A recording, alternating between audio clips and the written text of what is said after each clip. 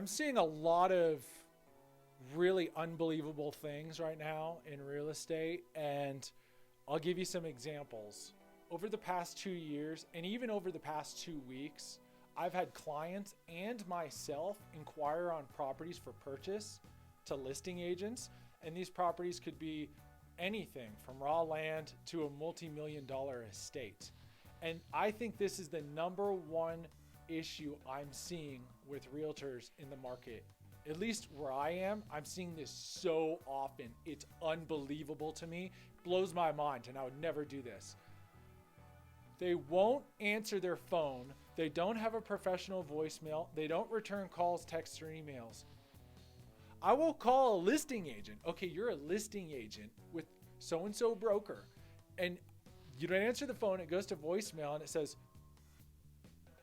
You've reached 1, 2, 3, 4, 5, 6. Beep. Or just go straight to message with no voicemail at all. Or maybe they do have a voicemail. You've reached Ben. Beep. And it's just like, wait, are you a real estate agent? Which company are you with? Like, do you take pride in your work?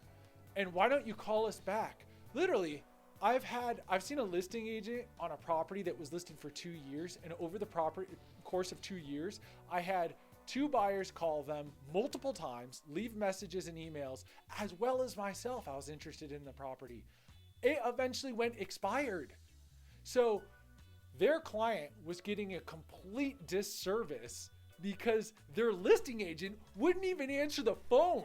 People don't even know if they've reached the listing agent because you get the, it just goes beep, and you go, wait, who is this? Is this even a real estate agent I'm calling? Maybe it's a wrong number. So it blows my mind, the lack of responsiveness, because if you don't even respond, you've completely missed the opportunity of the sale. And that's not me.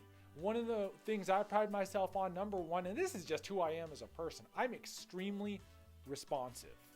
One thing about me, I really don't like people upset with me. And that really drives my work ethic as well, because I don't want anybody unhappy with things I do. So I strive to do them as best as I possibly can. And the very least I can do for my buyers and sellers is answer the phone or call them back as soon as I can. Another thing is, I don't like being rude. So if I'm in a conversation with somebody, I don't like telling them, hold on, I have to take another call. I will mute my phone in my pocket if I'm sitting there with somebody, open house, what have you, showing property, talking with somebody. I can't take the call. But I promise you, I will call you back as soon as I possibly can. If I have a missed call and they didn't leave a message or a text or an email, I'm going to call back those missed calls, even if it says spam or potential spam, because it could still be an opportunity where you're missing out on an opportunity, because I wouldn't call back a missed call. That's never going to happen with me, ever. And I've seen this time and time again. It happens all the time. There's a commercial listing agent. I was inquiring on some vacant commercial space. This person is a top producer in the local market here in Northern Nevada. They have multiple properties listed all over Carson City and Reno. And I was inquiring on commercial space for myself to rent or buy. Guess what? They didn't answer their phone. They didn't respond to texts. They don't respond to, it blows my mind. You are a real estate agent listing multi-million-dollar commercial assets, and the least you can do is answer your phone or call back missed calls. You need to call back every missed call, no matter who you think it is, what zip code, area code, because some of those strange area codes, whether it says potential spam or not, could be potential sales for your customer. You're doing a disservice to everybody, to your client especially, and that to me is disgraceful. That to me, I just can't believe that I'm in the business with realtors like that. I see it all the time, and I refuse to be like that. I will never be that person, because that's against the core of who I am as a human being. So I will at least give you the responsiveness you deserve.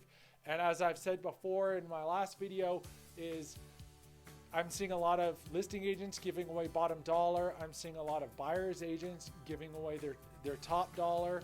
And you know, if it's gonna help my clients, I'm gonna work that. I'm not gonna hold those realtors accountable, because in the end of the day, they're gonna keep doing it. It's hard to stop them. And if it helps my clients, I'm gonna use that. And that's not unethical. That's just simply relaying information to my clients that's going to help them close the deal at the best possible terms. Whether or not that information is true, we can determine that based on other factors. So anyways, responsiveness, for goodness sakes, people. If you need a realtor who's responsive, who cares, who has experience, and who puts the energy into your real estate needs that they deserve, then contact me. I'm working mostly here in Northern Nevada, but I'll help you find a realtor anywhere if I can't help you. I'll refer an agent to you, but not just any agent. I'll spend the time finding the right agent for you. So contact me, realtorericbyers.com, Facebook, Instagram, DM me, however you'd like. And I'm happy to take care of you best I can, even if I'm not representing you, even if I don't get a referral fee. That's fine. Because you know what? I care, and that's also who I am. I care a lot, and I want everybody to be served. And I don't want anybody to feel like they've been abused by realtors, because that falls back on me. The bad realtors and what they do, that reflects on me. I've had people say, oh, realtors are like used car salesmen. That hurts me, because I am not that. I would never sell a used car. In fact, I over disclose things on properties to the point where buyers think that I'm trying to talk them out of a sale. And, you know, it's like against a salesperson to do that, right? To point out all the flaws in a house.